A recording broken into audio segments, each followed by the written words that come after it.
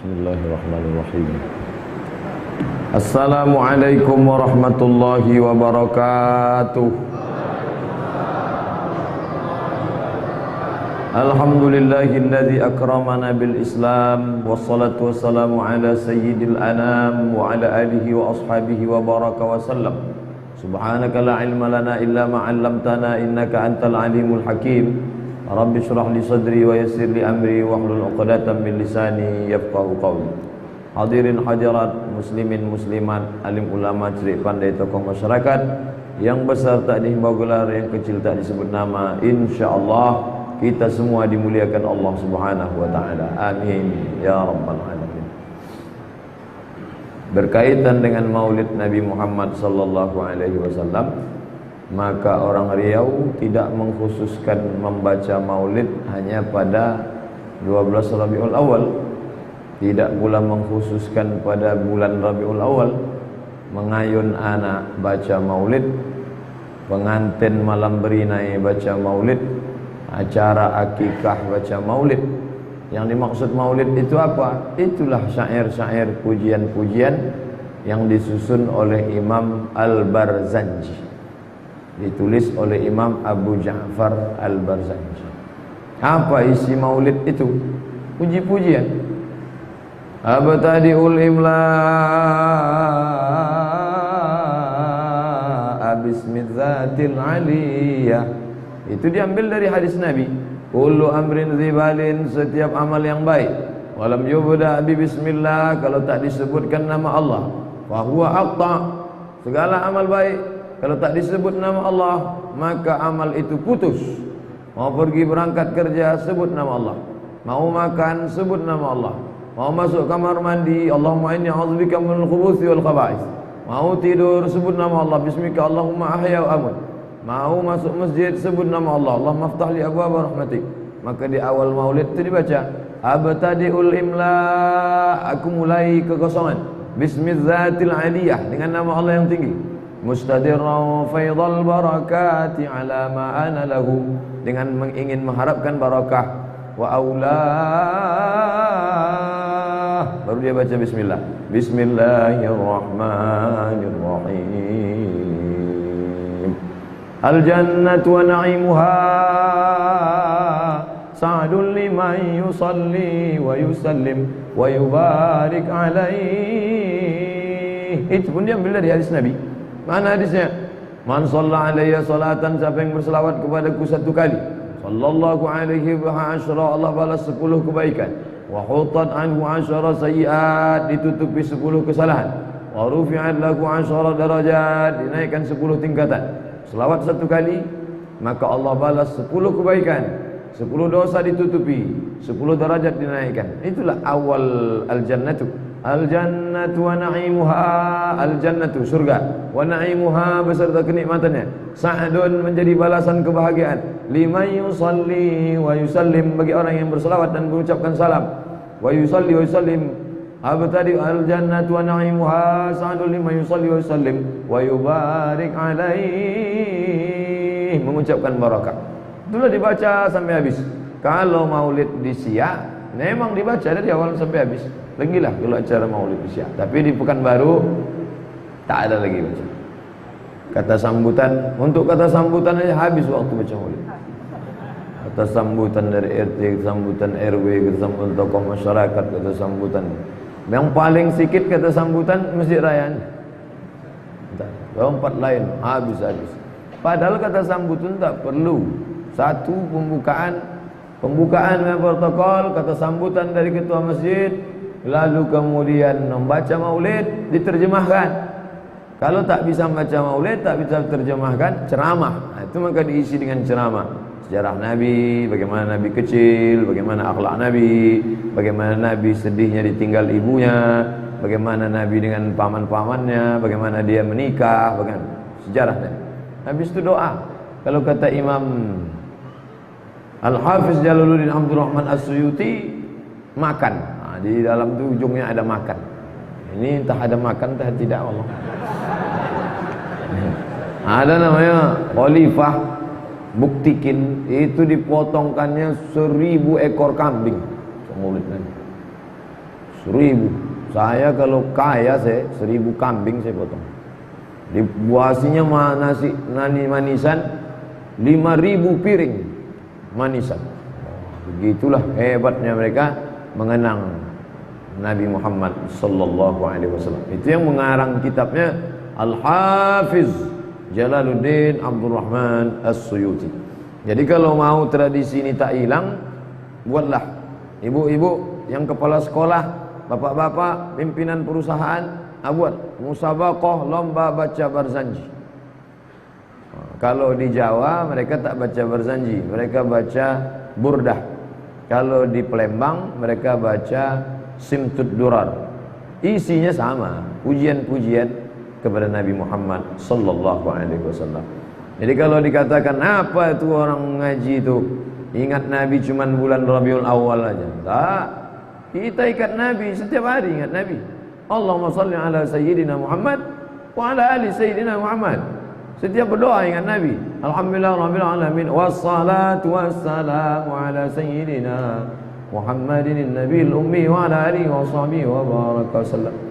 Setiap hari kita baca sejarah Nabi, hadis-hadis Nabi. Malam ini kita masuk hadis yang ke-6. Pertemuan yang ke-7. Tambah muqaddimah dulu, hadis yang ke-6. An Abi Abdillah. Biasanya orang Arab disebut dulu kunyahnya di awal, tak langsung nama. Abi Abdillah. An Abil Qasim Muhammad sallallahu alaihi wasallam. Nabi Muhammad Abul Qasim, karena anaknya namanya Qasim, Abul Qasim. Nama anaknya Abdullah, maka dia disebut Abu Abdillah.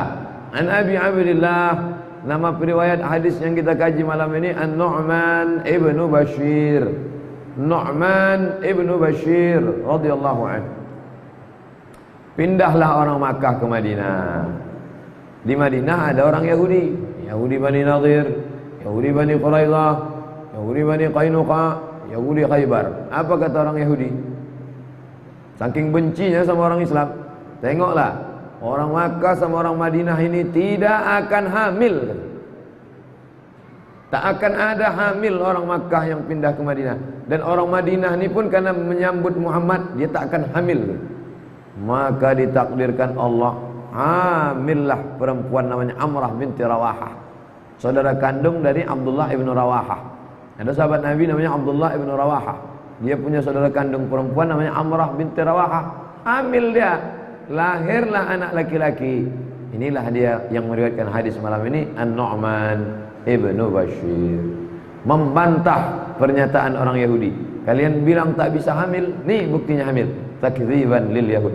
Jadi kelahiran dia memang betul-betul Bashir, kabar gembira, busyra. Lahir anak, hamil ternyata si Amrah binti Rawahah, hamil dia, ya.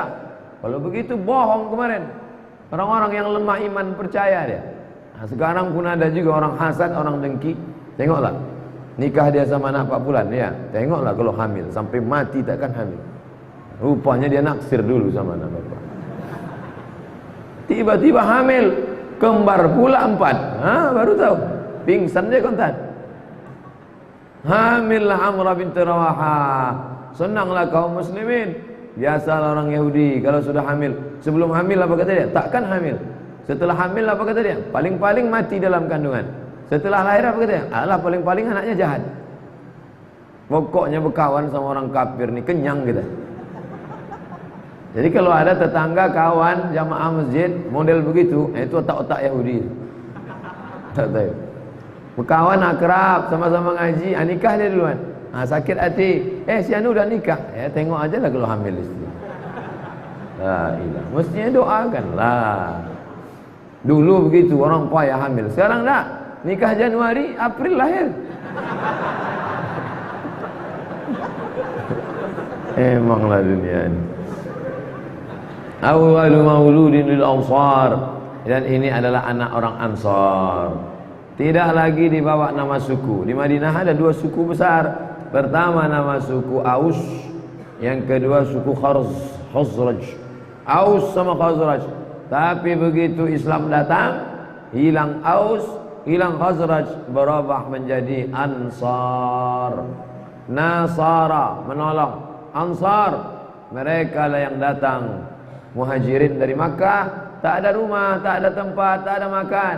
Walladzina tabawwa'ud dar, mereka yang menyiapkan rumah tempat tinggal.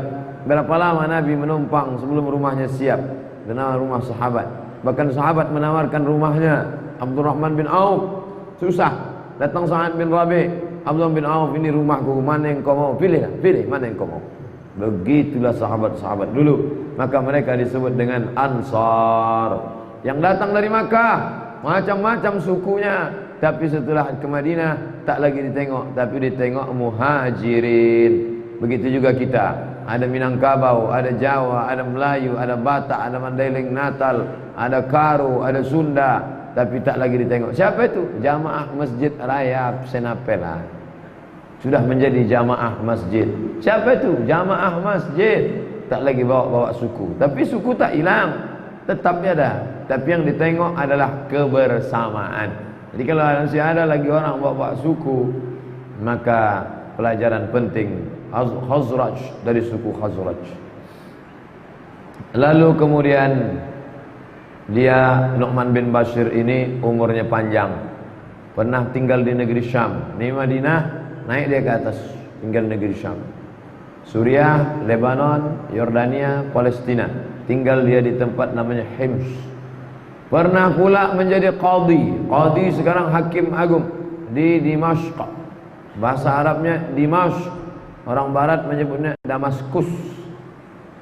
Dimashqi, orang Damaskus. Damaskus itu orang barat yang buat. Damascus. Bahasa Arabnya Dimashq. Hurufnya berat. Ada shin, ada qaf. Payah mereka menyebut shin, disebutnya Damas. Payah menyebut qaf, disebutnya Damaskus, Dimashq. Sampai ke tempat kita Himdamsik. Wa imaratul Kufah. Pernah pula dia diangkat menjadi amir, gubernur. Jadi hakim pernah di Damaskus, pernah pula menjadi amir di Kufah. Kufah sekarang Irak. Jadi zaman Sayyidina Abu Bakar, Umar, Utsman, Ali, itu provinsi saja. Makkah di tengah, Madinah di atas, Syam provinsi Mesir, provinsi Syam, provinsi Irak, provinsi Yaman. Provinsi dipimpin oleh amir, pemimpin. Tapi sekarang menjadi negara. Negara Yaman, negara Irak, negara Suriah, negara Palestina, negara Lebanon, negara Yordania, dan Makkah Al-Mukarramah masuk dalam kekuasaan Najd, yaitu Saudi Arabia.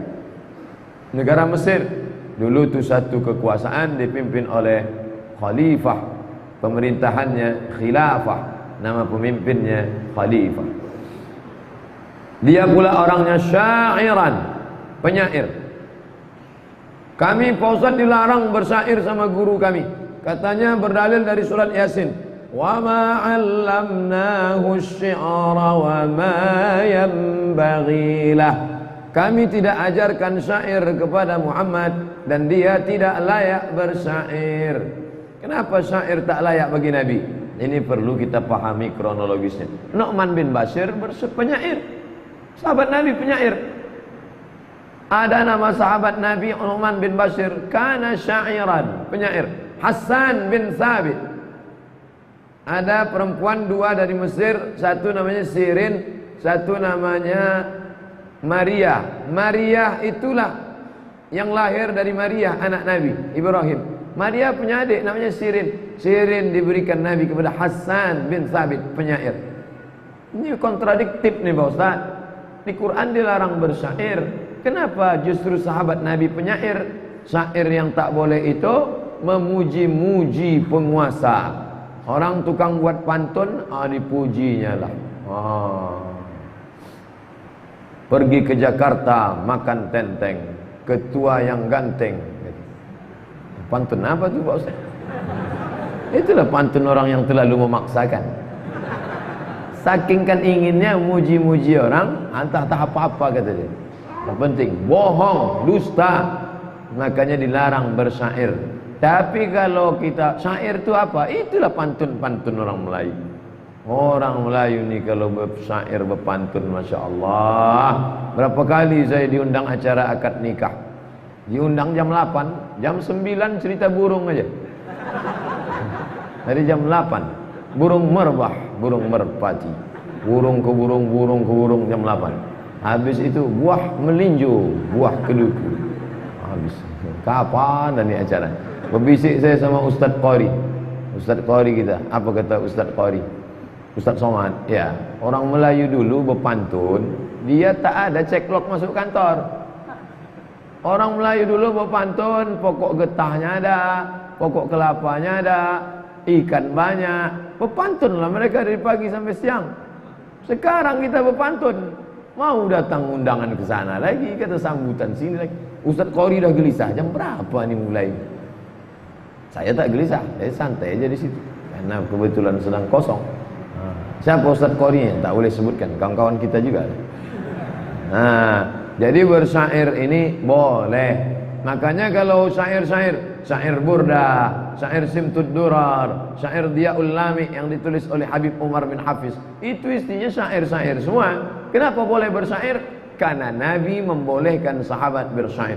Datang sahabat Nabi memuji Nabi di samping Nabi, dibacakannya syair-syair.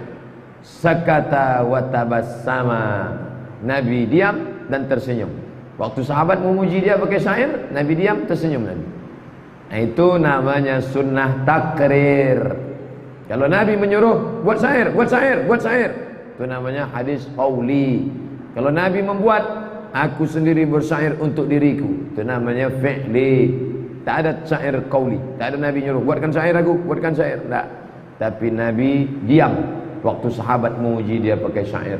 Itulah dalil mengapa ulama membuat-buat syair memuji-muji Nabi. Tapi jangan puji aku macam orang Nasrani memuji Isa.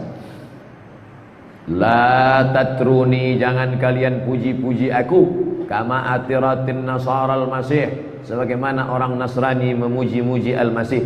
Bagaimana orang Nasrani memuji Masih? Mereka puji al-Masih, mereka katakan al-Masih anak Tuhan.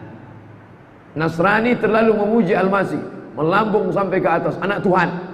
Datang Yahudi mengatakan al-Masih anak zina, karena kata dia Maryam berzina dengan si Joseph, si tukang kayu. Maka hasil pernikahan, jadi Maria versi mereka bertunang sama si Joseph, tukang kayu. Lalu kemudian berzina dia, hamil dia. Itu maka dia tak punya anak, tak punya ayah. Maka ini bertolak belakang. Yahudi menghina Isa sejauh-jauhnya, anak zina. Sedangkan Nasrani mengagungkan setinggi-tingginya anak Allah yang tunggal. Sedangkan yang lain domba-domba yang tersesat. Ustaz janganlah kasar kali menyebut mereka. Masa Ustaz bilang kafir ya? Saya dibilangnya kambing sesat, tak pernah saya marah. Dia ceramah di tempat dia, itu domba-domba Allah yang tersesat. Tak pernah saya marah. Pernah saya komplain. Kalau saya marah, kenapa kalian bilang aku domba tersesat? Salah sendirilah, kenapa kau dengar, kata dia. Gitu juga dengan kita. Kita ceramah di masjid kita. Kenapa streaming? Salah sendiri. Kenapa ditonton video streaming kami? Kan banyak acara lain. Bilang aja minat. Kana syairan. Nu'man bin Bashir ini penyair, pandai dia mengolah kata-kata. Khatiban mutakalliman. Jadi ada ternyata orang ini yang bakatnya pandai khatiban. Memang dia orator, mutakalliman, hebat ngomong. Tapi ada pula orang yang datar. Jadi dari zaman dulu pun sahabat Nabi begitu. Nu'man bin Bashir indah mengungkap kata-kata, khatiban, orator, mutakalliman, hebat bicara. Induk Mu'tazilah namanya Wasil bin Atha. Wasil bin Atha itu pun khatiban mutakalliman. Wasil bin Atha, pendiri Mu'tazilah, ngomongnya, debatnya, argumentasinya hebat. Kekurangannya tak bisa bilang R. Tapi dia pernah ceramah dia khutbah tanpa huruf Ra. Itu hebat. Bisa diolahnya kata-kata. Saya kalau disuruh coba Ustaz buat ceramah tanpa huruf R, apa ya itu? Alhamdulillahi. Nah, udah kena satu, Rabbil alamin. Wassalatu wassalamu ala, udah kena dua, Rasulillah. Dia bisa. Alhamdulillahi wa kafa. Wassalatu wassalamu ala al-habibil mustafa wa ala alihi wa ashabi ahli tuqa wal wafa. bisa tak kena huruf R. Bagaimana caranya? Cobalah murid-murid ibu bapak nanti coba buat ceramah teks 5 lembar tanpa huruf R. Dibuatnya ketiknya, semoga Allah mencuahkan ahmadnya pada kita semua. Bukan itu maksudnya. Maksudnya kata itu tak ada huruf R-nya. Bukan huruf R itu kau buang. Nu'man bin Bashir meriwayatkan hadis 114. Sikit. Tak sampai macam Abu Hurairah. Abu Hurairah 5374 hadis. Nu'man bin Bashir sikit aja, 114 hadis. Meninggal di Hims tahun 64. Lahir tahun kedua Hijrah, tahun ke-14 bulan setelah pindah, dan meninggal tahun 64. Usia lebih kurang 62 sekian tahun. Dan hidupnya itu Masya Allah menjadi meriwayatkan hadis Nabi, menjadi sahabat Nabi, dibanggakan Nabi, pernah menjadi hakim agung, pernah pula menjadi gubernur. Dan mudah-mudahan kita bisa berjumpa dengan Nu'man bin Bashir dalam surga bersama Rasulullah SAW. Amin ya rabbal alamin. Kerinduan orang beriman itulah, ingin gimana bisa sama sahabat Nabi. Sayyidatuna Aisyah penasaran kira-kira gimana muka Abu Hurairah, bagaimana katanya Abdullah ibnu Mas'ud yang katanya kakinya lebih kuat daripada, lebih berat di timbangan mizan daripada Jabal Uhud. Bagaimana gantengnya sahabat Nabi, bagaimana kuatnya Sayyidina Ali, bagaimana itu penasaran kita semua. Maka orang ingin masuk surga itu bukan cuma jannatin tajri min tahtihal anhar, surga yang mengalir air-air, bukan cuma itu. Penasaran ingin jumpa sahabat-sahabat Nabi Muhammad sallallahu alaihi wasallam. Tak kenal maka tak cinta, tak cinta maka tak sayang, tak sayang maka tak cinta. Maka pelajari biografi sahabat-sahabat Nabi. Sekarang kita masuk pada isi hadis. Qala Nu'man bin Bashir berkata, sami'tu, aku mendengar langsung dengan telinga. Karena dia langsung dekat sama Nabi, berjumpa dengan Nabi. Sami'tu Rasulullah sallallahu alaihi wasallam yaqul, aku mendengar Nabi bersabda. Apa kata Nabi? Innal halala bayyinun, sesungguhnya yang halal itu jelas. Apa itu halal? Halal dalam hukum fikih adalah ma lahu aslun, ada dasarnya. Ini minuman ini halal, halal. Mana dasarnya? Dasarnya air, mata air halal, air hujan halal, air laut halal, air tanah halal. Tapi kalau air dari buah korma halal. Buah korma dipijak-pijak orang Arab, orang Eropa, Spanyol, sampai sekarang ada tradisi memijak-mijak buah korma. Dipijak-pijak korma macam-macam lah situ, lalu disaring, ditampung, airnya dimasukkan ke botol, diminum. Halal apa tak halal? Halal, air korma halal. Tapi kalau sudah disimpan 7 hari berbuih melalui proses fermentasi, maka tidak lagi halal, maka dia haram. Kenapa haram? Karena sudah keluar zat baru namanya alkohol. Bukan bahasa Arab. Alkohol, alpokat, almari itu bukan bahasa Arab. Aluminium satu lagi. Maka ini al-halal, ini halal. Wal haramu bayyinun, yang ini haram jelas. Tiba-tiba ada satu minuman, ini ikhtilaf. Ini halal apa tak halal ya? Halal lama, maka ini samar-samar dia, mustabihat. Kita disuruh meninggalkan yang samar-samar. Na'ma yaribuka ila ma la yaribuk. Tinggalkan yang meragukanmu kepada yang tak meragukanmu. Yang paling tak meragukan kehalalannya inilah. Kadang kita minum air gula, iya kalau gulanya itu halal. Tadi campur kimia ya. Kita minum air kopi. Dulu ada tetangga saya suka minum kopi, tiap pagi kopi, siang kopi, malam kopi. Lalu datanglah orang bercerita. Cerita tentang penjemuran kopi. Jadi rupanya kopi ini diambil dari pokok, dijemur. Tempat penjemurannya itu macam menjemur padi di kilang padi. Luas.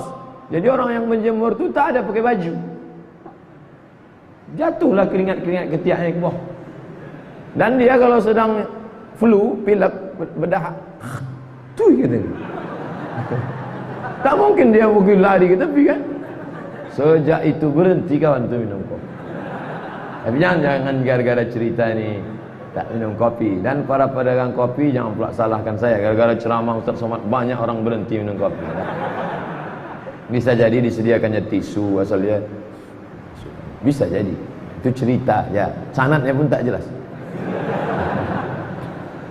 Ini yang paling tidak berpengaruh. Tidak ada tehnya, tidak ada. Jadi Ustaz nyindir, tidak. Saya bukan nyindir kopi teh. Saya memang tak minum manis-manis. Ustaz penceramah jangan dikasih manis-manis karena lehernya panas. Pita suara panas, dikasih minum gula rusak pita suara. Kata orang, saya tak tahu. Ibu bapak yang dokter coba teliti betul atau tidak itu. Jangan-jangan orang itu memang tak mau membuatkan teh, dibilang ya gitu. Kata banyak orang ngasih tahu saya, Ustaz jangan minum-minum manis, yang paling bagus. Al-halal, halal diambil dari kata 3 huruf. Rata-rata huruf kalimat Arab itu 3 huruf. Masjid, sajadah. Masjid diambil dari 3 huruf, sajadah. Maqasid, nanti sama Ustaz Helmi Basri. Maqasid, qasadah. Puasa, soma, sawama. Jadi rata-rata 3 huruf. Maka al-halal 3 huruf. Halala, halala artinya lepas. Rabbi syrah li sadri, lapangkan dadaku. Wa yassir li amri, mudahkan umuranku. Wahlul uqdatam min lisani, wahlul, lepaskan simpul tali yang ada di lidah. Orang kalau bicara tak lancar, seolah-olah di lidahnya itu ada simpul, bersimpul lidah. Makna kiasan. Kenapa dia tak lancar ngomong? Bersimpul lidah kawan. Maka untuk membukakannya kata Nabi Musa, wahlul uqdatam min lisani, lepaskanlah simpul. Nah, maka makna halal terlepas dari simpul, plong, lepas. Makanya orang yang selalu melakukan perbuatan yang halal, tapi kalau haram maka dia tersimpul. Al-halal, innal halala bayyinun. Yang halal jelas. Kambing dipotong halal, ayam halal. Tiba-tiba ketemu binatang ini halal apa haram? Pergi ke hutan, nampak-nampaknya macam ayam, tapi cara melompatnya macam katak. Kalau dia ayam tak melompat, macam burung merpati tak melompat, tapi dia melangkah. Ini melompatnya. Burung gereja melompat. Dikiaskannya ke katak. Ini. Maka al-halal, innal halala bayyinun, yang halal jelas. Wa innal harama bayyinun, yang haram pun jelas. Ini jelas halal ya. Ini jelas haram. Ini khamar, sudah 7 hari dalam botol, haram. Tiba-tiba ada orang membawakan cairan anggur, tapi belum sampai ragu. Wa bainahuma, antara yang halal dengan yang haram ini mustabihat, syabiha, 3 huruf, samar, tak jelas, entah halal entah haram. Maka ketika itu bagus kita tinggalkan. Aku tak minum ini. Kau minum mana? Yang halal. Di Mesir kalau sudah musim anggur, wow, murahnya 2 pon sekilo. Bulan Juli, Agustus, September, musim panas mulai, 2 pon sekilo. 1 pon zaman saya 2000. 2 pon 4.000 perak anggur sekilo. Anggur-anggur yang mana? Sampai di tempat kita jambu air pun 50.000. Gemah ripah loh jenawi, tongkat dan batu jadi tanaman, untayan zangbrut katulistiwa, jambu air 50.000. Oh, Ustaz tak mau membangkitkan ekonomi umatnya? Enggak, saya tetap beli dan jangan tawar. Saudara-saudara kita itu semua, jangan beli ke tempat orang yang mau cari kaya. Belilah tempat saudara kita yang cari makan. Dan kalau beli berapa nih? 35 ya. Berapa? 35, 15 ya. Emangnya kaya kita gara-gara duit. Ini cerita bagaimana anggur murah karena mereka bercocok tanam. Gurun-gurun tuh ditanami mereka anggur. Saya belilah anggur waktu kuliah tingkat 1. Saya beli 2 kilo sampai di rumah masamnya minta ampun. Rupanya anggur hijau masih muda, mau dibuang sayang. Saya blender. Setelah blender saya saring, kasih saringan teh, saya kasih gula, saya kasih susu, saya minum, enak. Tak lama datang kawan saya orang Mesir, namanya Mukmin.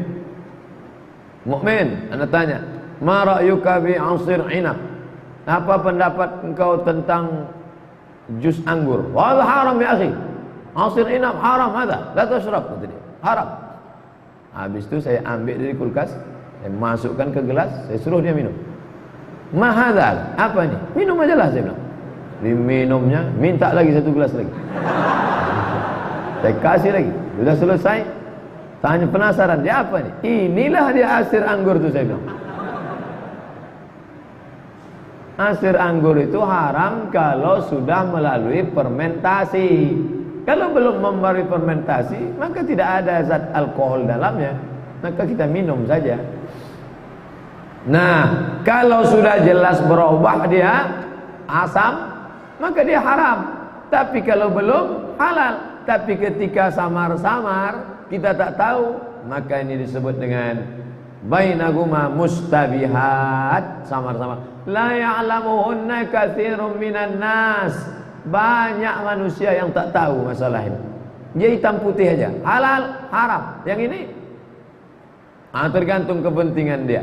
Gaji halal, SPPD halal, gaji 13 halal. Bagaimana kalau pergi keluar kota, acaranya 4 hari, dibuat 2 hari, tapi duitnya 4 hari. Itu kemana ini condongnya? Ini halam ini Pak Ustaz. Gabungan antara halal sama haram. Apa hukumnya nih Pak Ustaz? Kami pergi pakai pesawat Garuda, tapi kami buat laporannya pesawat Lion. Kau naik Lion apa? Lion. Acaranya 5 hari, kami padatkan jadi 2 hari, tapi tanda tangannya 5 dan duitnya dapat 5. Ini halal apa haram Pak Ustaz? Haram, saya bilang. Betul nih Pak Ustaz, haram saya bilang. Tapi saya bagi sebagian untuk Ustaz. Ini tak sama pendapat ulama tentang ini. Ini ada beberapa ikhtilaf ini. Ada Hanafi, ada Maliki, ada Syafi'i, ada Hambali. Kita tengok dulu berapa untuk saya tu. Jadi kalau sudah haram tu haramlah dia. Innal halala bayyinun wal harama bayyinun. Ustaz Somad, ya, kami tugas di airport. Apa tugas kalian? Mengambil barang-barang yang tinggal dari penumpang-penumpang pesawat, mau dikargokan tak sempat, pesawat sudah mau terbang, akhirnya mereka terbang. Ini banyak ini. Ada kue, ada jus, ada roti. Gimana kalau kami bawa pulang ke rumah, kami kasih ke istri kami? Ini mustabihat ini. Tapi alhamdulillah masih banyak yang nanya ke saya. Gimana hukumnya nih Pak Ustaz? Saya bilang tak usah kalian kasih, tapi ini syubhat, samar-samar. Jadi gimana Pak Ustaz? Kalau saya dikasih oleh atasan saya satu koper kadang makanan ini, kau bawa, tapi jangan bawa ke rumah. Jadi kemana? Kasihkan ke anak yatim, fakir miskin, panti jompo. Loh sama aja, berarti kan mereka makan haram juga, makan syubhat. Ini milik umat, dibalikkan ke umat. Hadhihi ummatukum ummatan wahidah. Ini punya umat, dibalikkan ke umat. Anak saya kan umat juga Pak Ustaz. Anak kau umat yang mampu, ini umat yang susah melarat. Dia sudah lama tak makan kue, maka selamatkan. Tapi godaannya luar biasa. Makanya kalau terkait masalah kita tanya ke orang lain. Saya kalau masalah orang, dia tanya ke saya jawab. Tapi kalau terkait masalah saya, tidak, saya putuskan. Saya tanya orang lain. Dulu Pak Fulan bin Fulan ngasih saya duit. Ini Ustaz, kasih duit pakai amplop. Ditulis di situ zakat. Saya tanya Komisi Fatwa MUI, Ustaz Samsudin Muir, LCMA. Assalamualaikum Bang. Waalaikumsalam. Ini ada orang ngasih aku amplop, katanya zakat. Aku boleh tak dapat zakat? Oh, kau tak boleh dapat zakat. Kau kan ada gaji di UIN, kau tak boleh dapat zakat. Tak saya buka, karena kalau saya buka tentu saya sendiri berfatwa. Itu ditengok merah, halal ini. Maka tak saya buka. Tanya dulu. Jadi gimana nih? Balikkan katanya. Pak cari lagi bapak ibu tuh balikkan. Balikkan. Bilang serahkan berhak. Dengan bahasa yang santun supaya dia jangan tersinggung. Yalah. Saya tanya Ustaz Samsudin karena tipis. Kalau segini saya carikan dalil-dalil pendukung. Innal halala bayyinun. Yang halal itu jelas. Wa innal harama, yang haram pun jelas. Dan banyak orang terpeleset bukan karena aspal belum kering. Karena nampak dia, ini aspal belum kering, jangan lewat. Jangan lewat, masih basah, lantai basah, jangan lewat. Orang selalu terpeleset karena kulit pisang. Karena dia tak hati-hati pada perkara yang kecil dan remeh-temeh sepele. Orang jalan terpeleset karena batu yang besar, karena dia hati-hati. Tapi biasanya terpeleset karena batu-batu kecil. Oleh sebab itu hati-hati dengan syubhat, kata kita. Innal halala bayyinun, yang halal jelas. Wa innal harama bayyinun, yang haram jelas. Wa bainahuma mustabihat, antara yang halal dan haram ada yang samar-samar, hitam putih, tapi ada abu-abu. Hati-hati. Famanittaqas subuhat, siapa yang menjaga diri dari yang subhat, faqad istabara'a lidinihi wa 'irdihi, dia sudah menjaga agamanya dan menjaga kehormatan dirinya.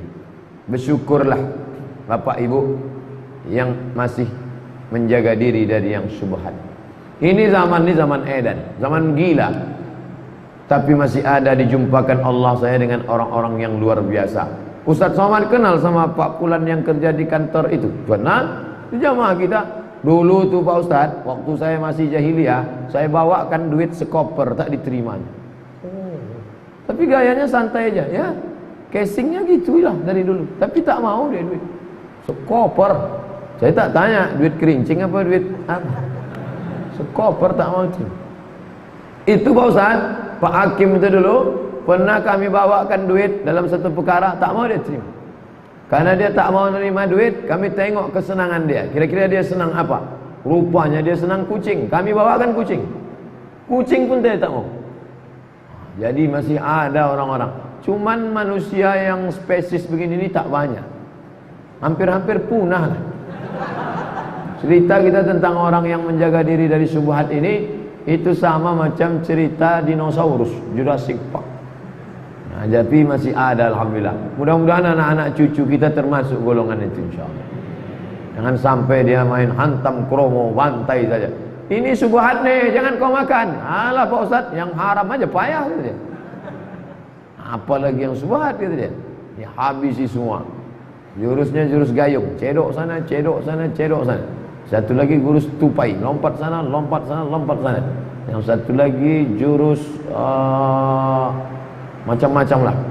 Oleh sebab itu maka Nabi mengatakan, famanittaqas subuhat, siapa yang menjaga dirinya dari syubhat, faqad istabara'a lidinihi, dia sudah menjaga agamanya. Wa 'irdihi, yang dimaksud menjaga agama itu apa? Hati itu tunduk. Agama itu ketundukan kepada Allah. Jadi kalau ada orang hatinya masih melawan, hatinya masih menolak, hatinya masih ingkar, itu rusak agamanya. Agama dia rusak, sikap beragamanya itu rusak. Masih mencari-cari celah lagi. Sebab apa? Sebab makan syubhat. Susah untuk tunduk kepada hukum Allah kalau dalam perut itu syubhat. Na'udzubillah.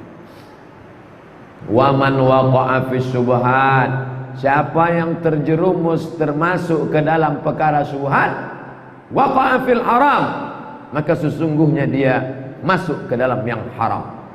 Karra'i yar'a haulal hima, seperti seorang pengembala kambing mengembalakan kambing di tempat pengembalaan, padang rumput yang luas, tempat mengembala kambing. Datanglah si pengembala membawa kambing-kambing. Yushiku an yarta'a fih, tapi dikhawatirkan dia jatuh. Ini padang rumput milik masyarakat. Silakan. Yang mau bawa kambing, bawa sapi, bawa kerbau, silakan sini. Ini padang rumput milik masyarakat. Tapi ini padang rumput punya raja. Dulu raja-raja ada arena berburu rusa, dibuatlah. Dilarang masuk ini tempat hutan lindung berburu tuan raja. Yang ini halal punya masyarakat, jelas. Yang ini haram, tak boleh, karena ini milik sultan, milik raja di raja, milik bangsawan. Wa bainahuma mustabihat. Di antara hutan ini dengan hutan lindung ada jalan, jalan setapak. Datanglah orang mengembalakan kambingnya di jalan tadi. Inilah dia yang mustabihat, syubhat itu. Hati-hati Pak Ustaz, ini syubhat nih Pak Ustaz. Hati-hati Bu, ini syubhat nih. Hati-hati Pak, ini syubhat nih. Begitulah lebih kurang gambarannya. Kalau digembalakannya kambingnya di sini halal, digembalakannya kambing di tempat tuan raja haram, tangkap. Tapi kalau dibawanya ke jalan, dikhawatirkan kambing tadi dia lupa, dia lengah, masuk kambing ke dalam yang haram, maka jagalah tempat yang halal saja. Begitulah Nabi mengumpamakan. Karena kalau cerita tak pakai umpama, orang ngawang-ngawang. Gimana nih ceritanya? Saya kalau sedekah, apa balasannya Pak Ustaz? Pokoknya banyaklah balasannya. Ya berapa? Banyaklah. Banyaknya berapa? Kita perlu nyata. Maka kata Nabi, kamatsali habbah, macam satu biji, ambatat sab'a sanabil, tumbuh 7 cabang, 7 bulir. Wa fi kulli sumbulatin mi'atu habbah, dalam satu cabang bulir ada 100. 100, 200, 300, 400, 500, 600, 700. Banyak. Nah, begitulah lebih kurang Nabi membuat perumpamaan. Itu namanya at-tamtsil. Kalau bahasa kitanya perumpamaan, diumpamakan. Bagaimana ini? Ada 2 hutan. Yusiku ayyar ta'afi, dikhawatirkan kambingnya kalau digembalakannya di jalan, nanti akan lari kambing ke tempat hutan lindung tuan raja. Ala wa inna likulli malikin hima. Ketahuilah, setiap raja-raja itu ada hutan lindungnya. Setiap raja-raja ada hutan lindungnya. Raja sekarang yang tak ada hutan lindung, habis sudah digarap pokok sawit. Maka menurut undang-undang kita, orang yang bayar zakat, pajaknya berkurang. Ini duit zakat duit pajak berkurang 2 juta. Pertanyaannya, halal tak duit 2 juta ini saya ambil Pak Ustaz? Ya halal, saya bilang. Itu milik kamu. Itu keberhasilan anggota legislatif kita dari beberapa partai Islam memperjuangkan perda, menjuangkan undang-undang zakat. Siapa yang bayar zakat tapi ke lembaga resmi, bukan ke fakir miskin dekat rumah, ke Basnas, ada print outnya, diserahkan nanti saat bayar zakat, bayar pajak, maka berkurang pajak disebabkan zakat. Halal zakat pajak ini saya makan? Halal. Itu milik kamu. Nanti takut dia duit itu dibawanya pulang ke rumah sehingga anak istrinya makan haram. Saya diundang ceramah, mampir ke rumah makan, sebelum ke masjid singgah rumah makan. Banyak makanan. Saya pun makanlah, saya makan daging, saya makan ayam, saya makan puyuh, saya makan. Sudah selesai, saya tengok, bapak kenapa tak makan ini? Kok bapak makan ikan aja? Kata dia, saya ragu Pak Ustaz, ayam sama puyuh sama kambing ini entah siapa yang motong. Saya udah habis. Rupanya dia makan ikan itu, dia ragu ayam sama puyuh sama kambing. Saya sudah saya tengok Minang main bau, udah saya makan. Kurang awak. Apa kita ragu? Nah, dia masih takut, dia katanya masuk yang haram-haram ke dalam badan.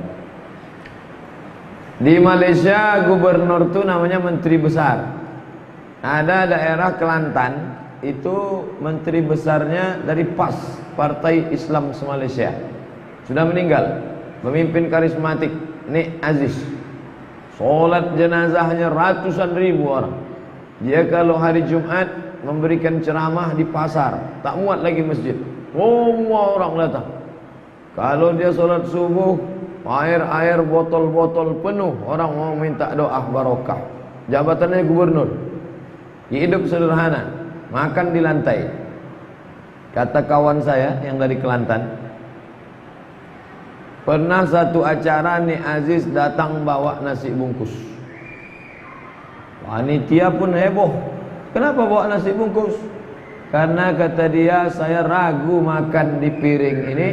Piring ini entah pernah dipakai makan yang tak suci. Kalau menurut kita itu suci, asal nampak bersih suci, dah makan kita. Tapi dia berpikir mungkin pernah di situ binatang-binatang haram, maka lebih selamat kalau dia pakai bungkus dibawanya dari rumah. Nah, itu di tempat kita mungkin tak ada. Saya pernah jumpa di Riau ini ada. Pas kami makan, saya pakai sendok. Bapak tak pakai sendok? Saya pakai tangan, lebih yakin Pak Ustadz, karena dari kecil yang megang tangan ini saya aja, tak pernah pegang orang lain. Tapi sendok yang Ustadz pegang itu tak mulut-mulut siapa udah gitu. Nah, jadi masih ada orang-orang yang menjaga diri takut syubhat. Cuman apakah dia menjaga syubhat itu pas di depan kita? Kadang ada juga orang tuh gaya-gaya aja. Pas sama kita bukan main, pas kita tak ada dibantainya semua. Oleh sebab itu, ittaqillaha haitsu ma kunta. Kalau kau takut sama yang syubhat tadi, haitsu ma kunta, baik sendirian maupun sama orang banyak. Banyak orang ketika orang banyak dia takut, tapi ketika dia sendirian dia hantam semua. Oleh sebab itu apa kata Imam Al-Hasan Al-Basri, seorang tabi'in, adrakna aqwaman kanu yatrukuna 70 baban minal halal. Kami pernah berjumpa dengan orang-orang meninggalkan 70 macam yang halal, khasyatal wuqu' fi babin minal haram, karena dia takut terjerumus kepada yang haram. Ditinggalkannya 7 macam pintu yang bisa menjerumuskan kepada yang haram, karena khawatir jatuh kepada satu yang haram. Ustaz Somad, saya sudah khidbah Pak Ustaz, sudah tunangan. Boleh tak saya WA-WA-an sama tunangan saya? Jangan. Apa salahnya? Kami kan tak ada bicara apa-apa. Khasyatal wuqu' fi babin minal haram. Dikhawatirkan kau jatuh dalam satu pintu yang menyebabkan haram. Datang setan berbisik, tak apa-apa tuh, tanya aja sikit-sikit. Ini kan sudah sebentar lagi kan sudah nikah. Betapa banyak yang awalnya halal terjerumus. Jadi kalau ngajinya sama, perempuan itu tidak suudzon.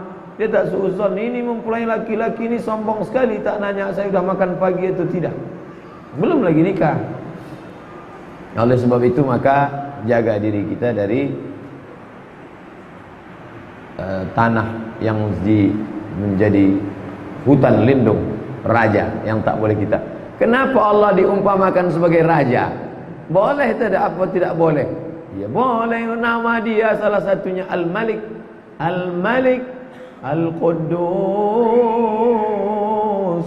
As-Salam, Al-Malikul Quddus, As-Salamul Mu'minul Muhaiminul Azizul Jabbarul Mutakabbir, Subhanallahi amma yusyrikun. Malikul Muluk, raja di antara raja. Bahasa Persianya Syahin Shah. Shah bahasa Persia artinya raja. Ujungnya huruf H, Shah, raja. Tak ada titiknya. Shin alif ha, Shah, raja. Tapi kalau ujungnya ta marbutoh, Shah, kambing. Syahin Shah, raja di raja. Malikul Muluk, raja di antara raja. Itu tak boleh dipakai manusia. Itu hanya milik Allah. Allah raja di raja. Maka Allah punya hutan lindung. Ala wa inna likulli malikin hima. Setiap raja punya hutan lindung. Wa ala wa inna himallahi ta'ala ma'arimuhu. Ketahuilah bahwa hutan lindung milik Allah adalah segala yang haram. Minuman haram, makanan haram, pandangan haram, telinga haram. Itu kalau dilaksanakan, maka kita sudah mengganggu hutan lindung raja. Dan raja kalau diganggu rusanya, diganggu hutan lindungnya, dia akan mengamuk, dia akan marah. Maka bawalah kambing-kambingmu ke tanah padang rumput yang milik masyarakat umum. Adapun di jalan bukan punya raja, tapi dikhawatirkan nanti kambing tak bisa kau jaga, apalagi banyak jumlahnya 30-40 ekor. Akhirnya kau sibuk ngurus yang ini, ada yang masuk ke dalam, sehingga raja pun marah. Begitulah lebih kurang perumpamaan. Kita lanjutkan hadisnya. Panjang hadisnya nih, 6 baris setengah. Ala ketahuilah, wa inna fil jasadi mudghah.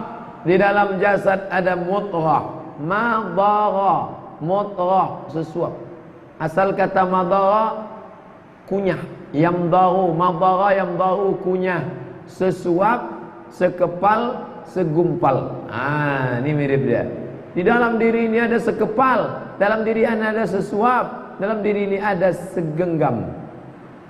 Dalam diri manusia itu ada mutrah, segenggam. Idza salahal jasadu kulluh. Kalau yang segenggam itu baik, yang lain ikut baik. Wa idza fasadal jasadu kulluh. Tapi kalau yang segenggam itu rusak, maka seluruh ujung rambut sampai ujung kaki rusak.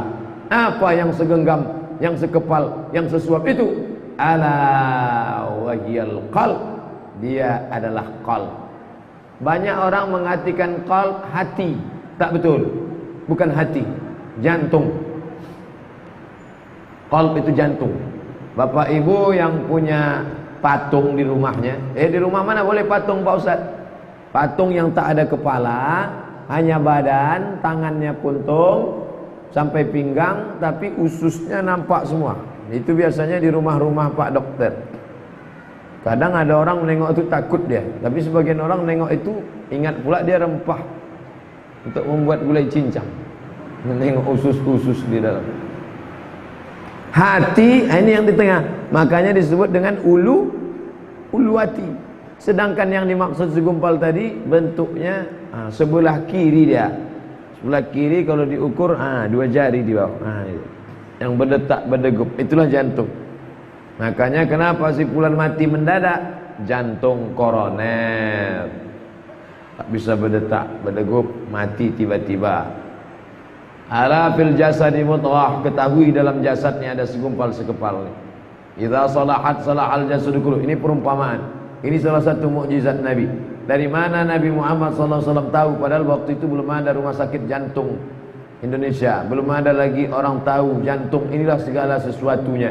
Kalau sudah jantungnya rusak, maaf cakap, tak normal, oksigen naik ke otak, peredaran darah terganggu, stroke ringan, mati.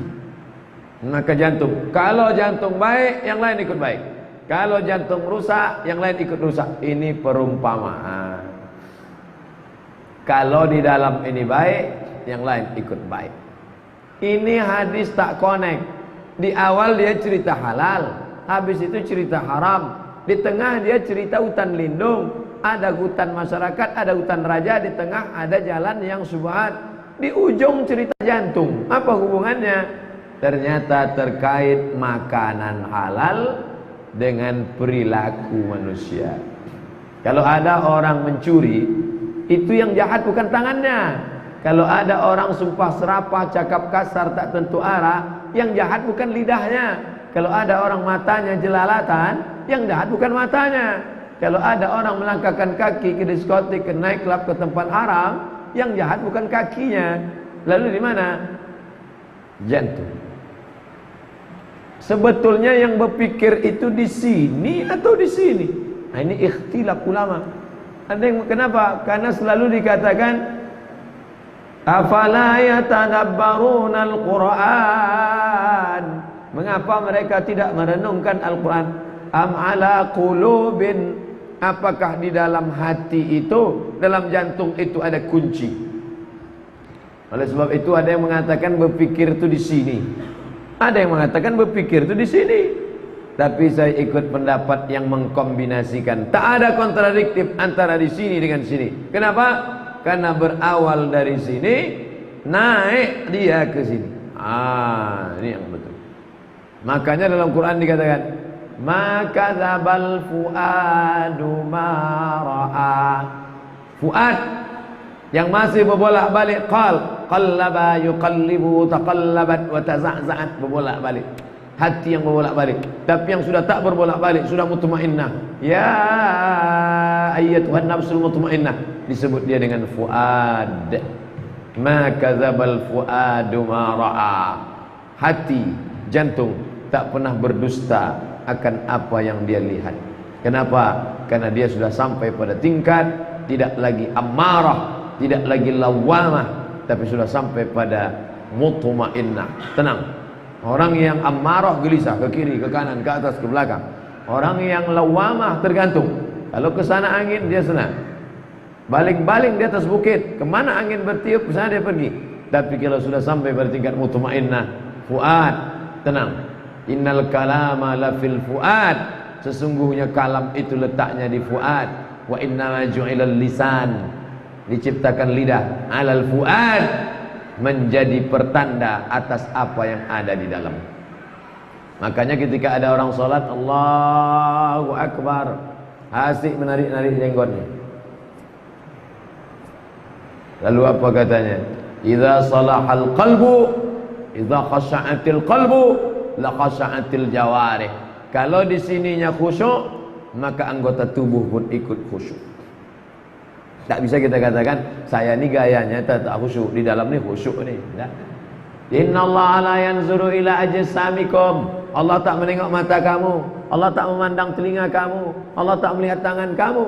Walakin yanzuru ila qulubikum. Yang ditengok Allah jantung kamu. At-taqwa hahuna, 3 kali. At-taqwa hahuna, at-taqwa hahuna. Takut itu letaknya di sini. Takut itu letaknya. Jadi yang betul itu takut itu letaknya di sini, bukan sakit itu letaknya di sini. Jantung. Disitulah menurut medis segala hidup manusia. Dan Nabi mengambil perumpamaan, kalau sudah jantung itu rusak, rusaklah yang lain. Yang pertama kali tertutup, terkunci, gelap jantung. Fatamallahu ala qulubihim wa ala sam'ihim wa ala absarihim.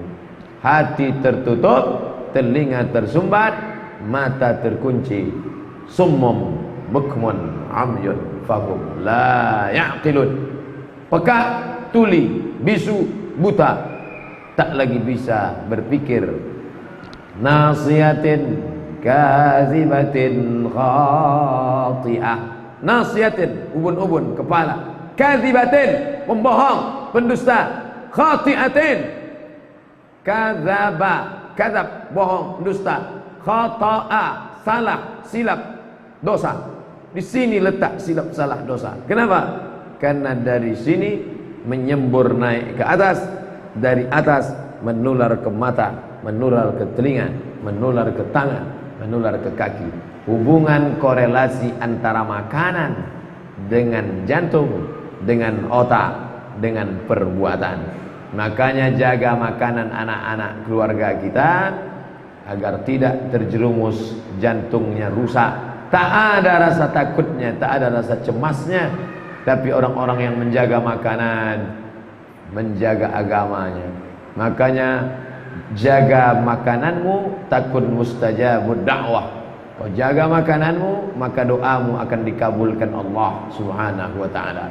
Karena makanan yang haram akan menjadi jantung yang mengisi haram, darah.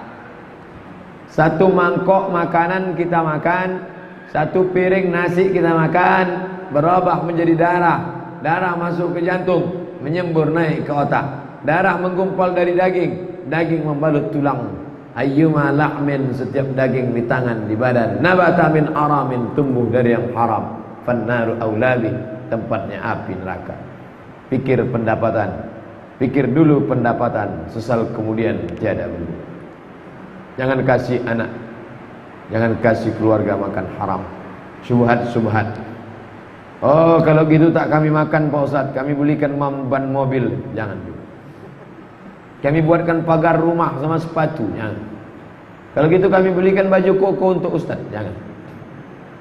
Malbasuhu haram, pakaian haram.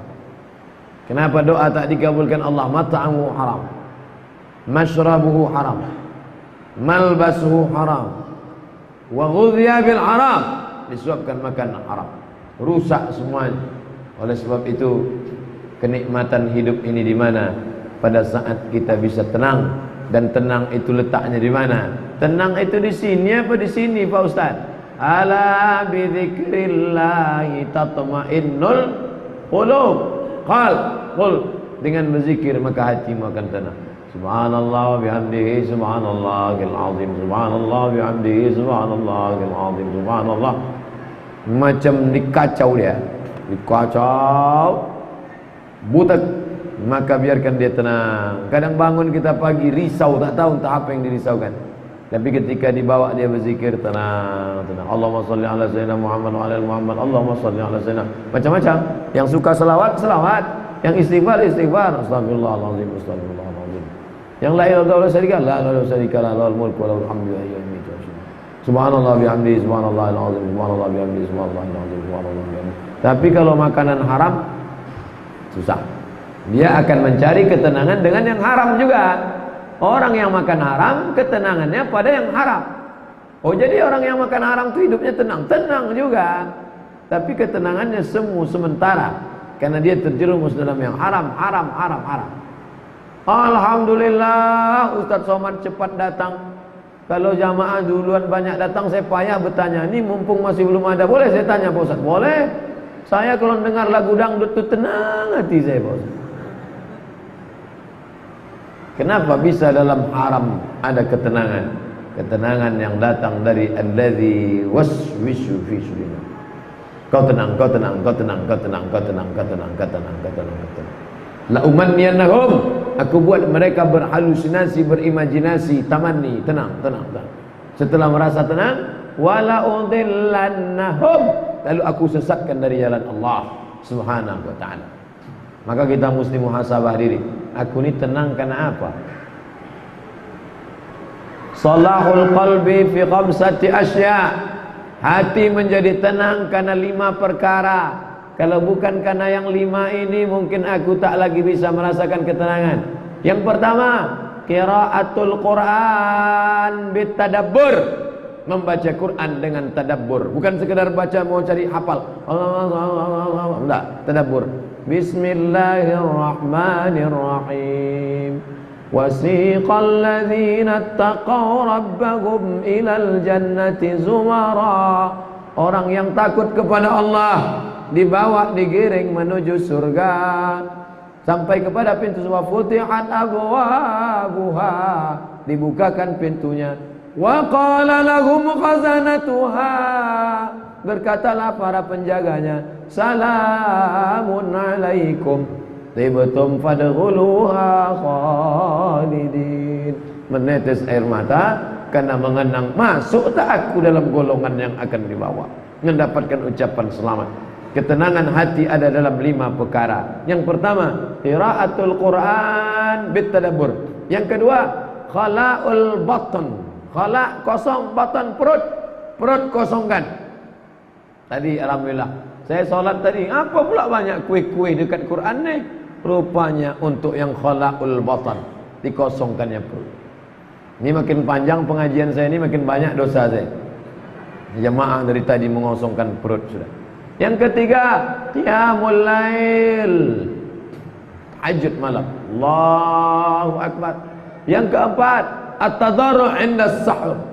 Waktu menjelang sahur, jam 4, jam 3, jam 4, bangun, mandi bersih, duduk berzikir, tadarru', rendahkan hati menjelang sahur. Salat tahajud, salat zikir, astagfirullah, astagfirullah.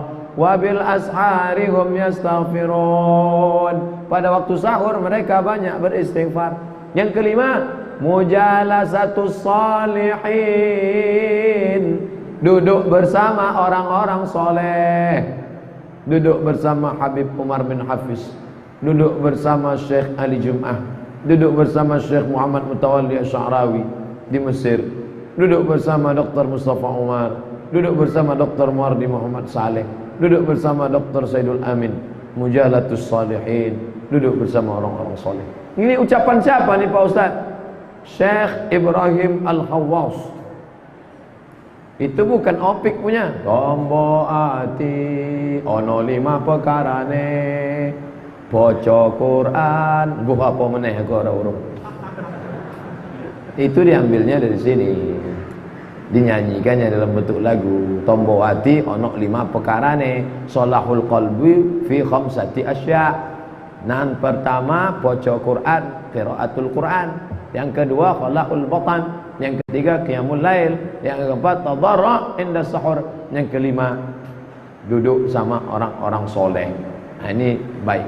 Bapak Ibu yang dimuliakan Allah Subhanahu wa taala. Tak lama kita makan minum duduk bersama sahabat. umur pun terus berjalan, habis itu mati.